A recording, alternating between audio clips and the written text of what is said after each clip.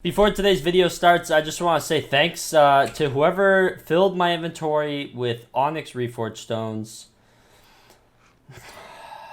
What's going on, you guys? Welcome back to another daily video here on the channel. This is my last video of 2020. What a year it's been. Honestly, my best year on YouTube, but overall, excuse my French, but what a shit show, man. 2020 has just been a complete nightmare, if I'm being completely honest. I don't know how I've managed to upload as much as I did this year. Well over 100 videos this year. We went up over 27,000 subscribers this year, and we got over 4.5 million views across the channel. So thank you all so much for this insane support in 2020. Here's the 2021. Hopefully it's better. Everything, YouTube, the world. First off, hopefully the world's a little bit better in 2021, but that's not what we're talking about today. Today we are talking about how to progress as a healer. This is actually one of the most requested classes since I made the mage video, and I personally don't play healer, so I'm going to do my best from memory of what my teammates who are running healer would run with. Obviously, if I'm wrong about anything, please correct me in the comments down below and I'll fact check it. And if it's true, then I'll heart your comment. So if you get a heart on your comment about something to do with healer, then that means you should listen to them and not me. So just a little forewarning. But before we get straight into the video today, if you guys are not yet subscribed, consider doing so. It doesn't cost you a single thing and you can change your mind at absolutely any time. We're on the road to 70,000 subscribers and we might even be at 63K or about to hit it when you guys see this video. So thank you all so much for the support once again. And leave a like on the video if you guys are excited for 2021, because I know I am. I'm ready for this hellhole to end. I'm telling you right now. So in today's video, we are going to be talking about the healer class. The healer class is a little iffy in my opinion, mainly because the need for healers comes and goes quite often. I remember when floor 7 first dropped to the catacombs, healers were the most requested class and no one was high enough level to really competitively be there. So anyone who was a healer above level 25 always had a party because it was very needed to complete the floors. As the meta changed and players got better and got the new items such as the Hyperion and Storm Armor, the need for healers decreased dramatically. So I don't know if healers will be needed again once a bit in a while, maybe in the next floor of dungeons, but having your class level leveled up might actually be quite beneficial. And so something I plan on doing is going back and leveling up all my classes to Cata 30 just to make sure that I'm ready for whatever type of meta comes in the next dungeons that we see. It may be a year or even longer from now, but who knows when it will be released. But there's room here for 2 new dungeons, so I'm excited to see what comes from both of them. In terms of the early game healer setup, you're just going to want to go with anything that you have. So whether it be a superior set like I used when Catacombs first came out, I was running around in my undungeonized superior set with a Midas sword, and I was just trying to do as much as I could on the entrance in floor 1 until I could finally start working towards some of the better armor sets. In terms of healer, some of the better armor sets start coming in around floor 3, and that's when you actually start getting your hands on some adaptive armor. So adaptive armor, I've said this many times in the past, one of the best all-around early game sets, mainly because there is a class bonus for every single class. The classes being Berserk, Healer, Mage, Tank, and Archer. When you're running Healer, the full set bonus here is actually plus 10 HP regeneration and plus 40 health. So this is actually really good early game and it adds up quite quickly.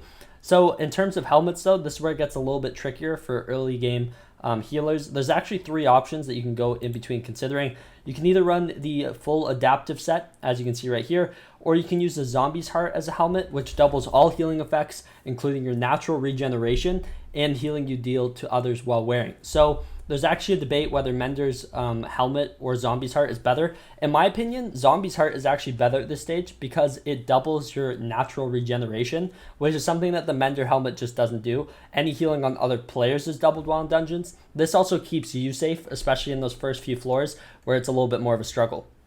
Around the same time, around floor 3, you come across the Adaptive Blade. The Adaptive Blade, just like the Adaptive Armor set, actually has bonuses per class. And so as healer, plus 20% HP regeneration and restore plus 5 HP per second to nearby allies, just by holding out the sword. And it's overall, it's a really decent sword. You can 5-star it, you can level it up. This is the cheapest one on the auction house, 4-star it actually. And it's got some weird enchants on it, but we'll just allow it. That's the one that I saw in the auction house first. Another weapon that you can consider early game is the Hypercleaver. The Hypercleaver you can actually buy from Ophelia over here. She's the shopkeeper. So you can either start with the Super Cleaver, but as you level up, you can work towards the Hypercleaver. This is based on Catacombs level. The Hyper Cleaver is really good because you're going to be getting this around floor 4. And floor 4 actually has the Thorn boss fight, and there are a ton of animals all over the ground. And so the item ability Cleave, when hitting an entity, monsters in a 4-block range will be hit for a portion of that damage too. So this is actually really nice when there's tons of mobs nearby, and as a healer, you're trying to stay as alive as possible. You want to try and survive for as long as possible, and you're trying to heal your teammates. So for all healer classes, by the way, make sure that you have a healing orb of some kind, whether it be a Radiant, Mana, Overflux, or a Plasma Flux. Obviously, as you level up as well, you're going to need some of the higher level fluxes, like Radiant Power Orbs just aren't going to cut it for floor 7. It's not big enough of a difference where it's even worth it at that point. Another thing, also zombie swords. So the florid zombie sword, for example, this is the one that I have. This is the max version of it, but the zombie sword that starts from very crucial because you can, as you can see, it has an item ability called Instant Heal. Heal for amount of HP, depends on what variant of the sword you have, plus a percentage, and heals players within 8 blocks for a certain amount of health as well. And you have 5 charges, each costing 35 mana cost once you have Ultimate Wise 5 on it. And you gain +2 extra max charges when you play as a healer in dungeons. So you get 7 charges instead of 5, which is already a really great start. As you start progressing, you might also want to change out your adaptive boots for spirit boots. Overall, just really good for EHP early game compared to the adaptive boots. They also grant a lot of extra speed, +81 speed in dungeons, as you can see right there. And overall, they have a decent gear score, and actually, yeah, quite a bit better than adaptive boots. So the thing is with healer, there's a couple options for you, and so you can either run like a berserk styled healer, which is where you're using swords, and that's what I'm kind of talking about for early and mid game. But when it comes to late game, your only bet for floor 7 is to kind of go mage styled. It's too overpowered in the meta right now, so we'll get to that in a second. But I tried to keep it as berserk friendly as possible until the late game setup, so that's why there's swords and stuff. Obviously, you could be running a mana / mage setup while you're running healer as well. So those are some options, but this is more based around berserk until the final stage. Healer is probably one of the least, there was the least amount of detail put into this class in my opinion. It heals you. They have the basic abilities that the healer has, obviously, but there's really no healer items besides the Mender series, which you can find from Ophelia, being the Mender helmet, the Mender fedora, and the Mender crown. Besides that, there's really no healer items, and it's kind of sad to see. So hopefully in the future we see a lot more healer items, because there's nothing really healer based besides adaptive, I guess you could say. But I mean, that's why there's such a large jump to mid game here.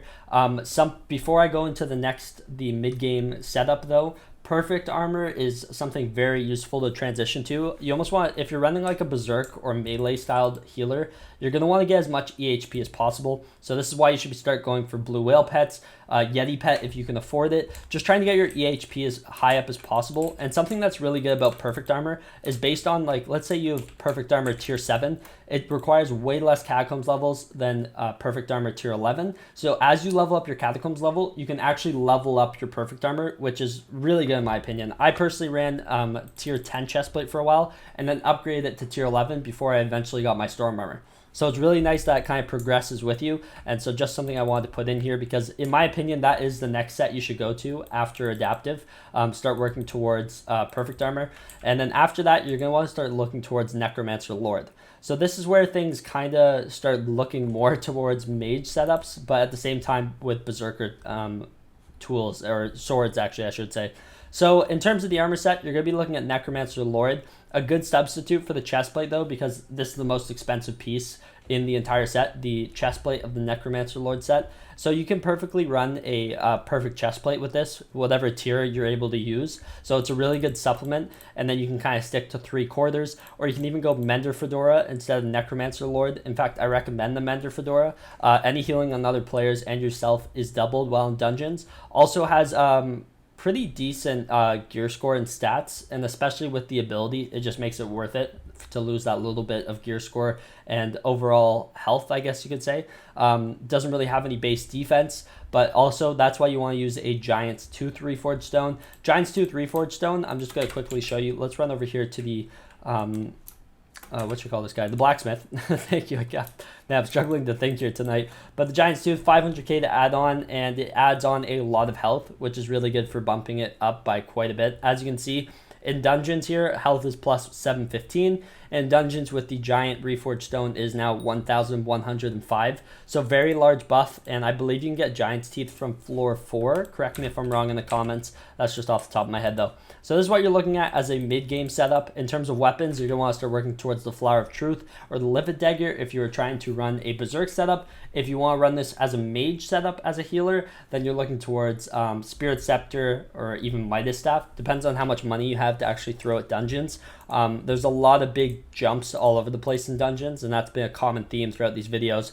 And there's no exception when we move on to our late game setup. So for late game, mage is just too overpowered. And in fact, I run as the tank class, which is traditionally supposed to be a melee style class. But I actually run a tank mage setup, meaning I'm the tank class with this mage setup. And so you can do a similar thing here with healer, where basically your class is healer, but everything else that you do is mage. It's really the only way to do floor 7 right now. If you still want to level up your healer XP, then you can.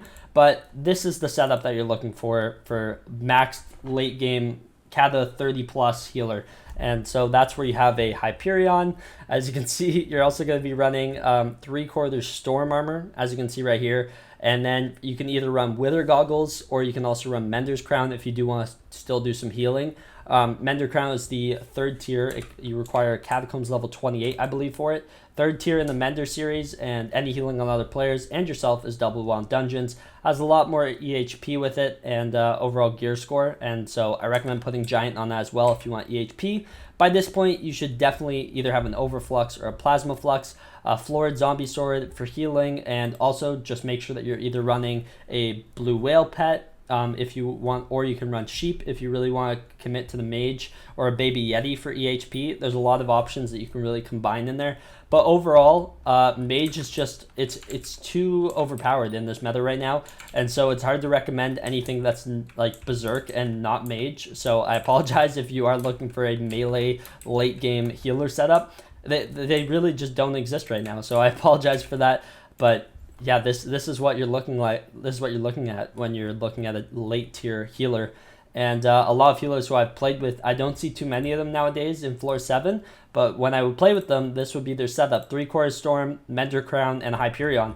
And yeah, they just go to town with that, and that was kind of what they were rocking. So yeah, without further ado though, I believe that's going to be it for today's video. This is a little bit of a summary of some of the sets that you can run as a healer working your way up. Obviously, there's a ton of other armor sets and weapons that you can intertwine. Honestly, the best thing about this game is just grab something that's better than what you're using. If you feel like you aren't doing enough damage, if you don't have enough health, you feel like you don't have enough defense, then get items that really help you with that. There's a lot of reforged stones that help with that nowadays, such as the Giant's Tooth, which is one that we brought up today. But there's a lot of other ones for weapons as well, and pets. So there's just so many different aspects to the games where you can improve your skills. And even if you feel like you don't have enough defense, go do some mining. It's a little bit of base mining or base defense, but it all adds up over time, and that's something that I've really learned with this game. And that's why I've started skill grinding a little bit more. It's a work in progress, but one day I'll be skill average 60. Mark my words, I'm telling you. One day, you guys. But I believe that's going to be it for today's video. If you guys did enjoy and this helped you in any way, make sure you guys leave a like. Subscribe to the channel if you guys are new around here. Thank you so much for making my 2020 a little bit more bearable. I really appreciate you guys more than you guys know. Join my Discord down below if you want to stay up to date on anything that I'm up to. Seriously, that's probably the most active spot that I'm on besides daily uploading here. So make sure you guys join the Discord. Subscribe to the channel if you guys are new around here. And without further ado, I'll see you guys in tomorrow's video. All right, take care and peace.